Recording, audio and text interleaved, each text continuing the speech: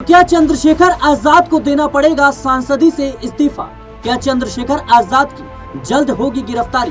दर्शकों, बड़ी खबर सामने आ रही है। गोंडा की कैसरगंज सीट से बीजेपी के पूर्व सांसद बृजभूषण ने नगीना सांसद चंद्रशेखर आजाद पर गंभीर आरोप लगाए और रोहिणी घावरी द्वारा लगाए गए आरोपों का समर्थन किया। पूर्व सांसद बृजभूषण ने चंद्रशेखर आजाद पर तुरंत एफआईआर दर्ज किए जाने की मांग की है।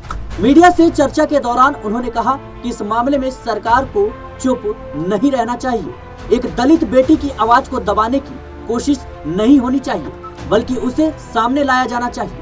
पूर्व सांसद ने कहा कि जनवरी 2023 में जब कुछ बच्चों ने मेरे खिलाफ आरोप लगाए थे, तो इन्हीं सांसद यानी चंद्रशेखर आजाद ने कहा था कि अगर समाज इजाजत देगा तो वह मुझे खुद घसीटकर बाहर निकालेंगे। आज मैं उनसे पूछना चाहता हूं कि मेरे मामले में एफआईआर दर्ज हुई और मैं न्यायपालिका का सामना कर रहा हूं। मेरा मामला अदालत में चल रहा है। सच सामने आएगा तब भी मैंने कहा था कि अगर एक भी आरोप साबित हुआ तो मैं अपनी जान दे दूंगा।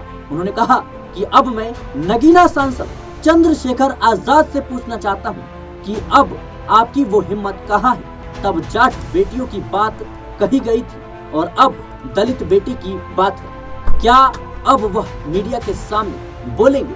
क्या उन्हें क्या कहना चाहिए? क्या उन्हें लड़की के आरोपों का जवाब नहीं देना चाहिए, या कहीं ना कहीं वो अपनी चुप्पी साधे रखेंगे?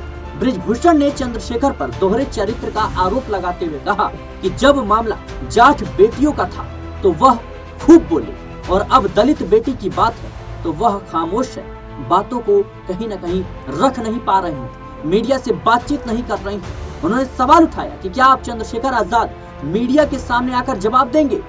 अब वह बताएं कि आरोपों पर उनका क्या पक्ष है, जवाब देने से क्यों भाग रहे हैं। बीजेपी नेता ने कहा कि सरकार को इस मामले को कहीं न कहीं गंभीरता से लेने की जरूरत है। एफआईआर दर्ज कर जांच कराई जाए और फिर जो सच्चाई निकले उस पर सख्त कार्रवाई हो। यानी साफ है कि बीजेपी नेता अब कहीं ना कहीं चंद्रशेखर आजाद के खिलाफ कड़ी कार्रवाई चाहते हैं। तो क्या चंद्रशेखर आजाद इस मामले में बुरी तरीके से फंस जाएंगे?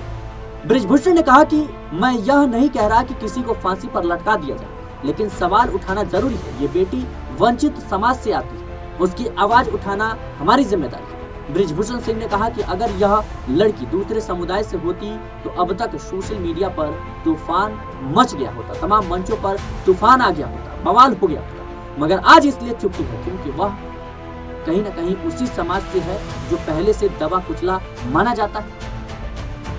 उन्होंने इस मसले में कांग्रेस, आम आदमी पार्टी, किसान नेताओं, ममता बनर्जी सहित कई विपक्षी दलों के नेताओं से कहीं ना कहीं उनको भी निशाने पर लिया और कहा कि आज ये सब चुप क्यों।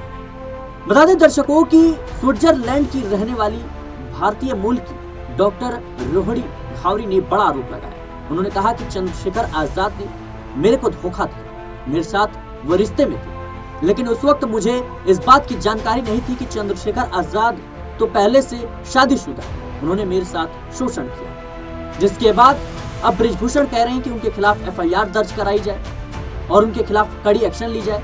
इतना ही नहीं, बृजभूषण शरण सिंह बीजेपी के नेता हैं जिनकी सरकार राज्य में भी है और केंद्र में भी है, और मतलब साफ है कि अब भारतीय जनता पार्टी के नेता बृजभूषण बड़ा एक्शन कहीं ना कहीं लेने की तैयारी में।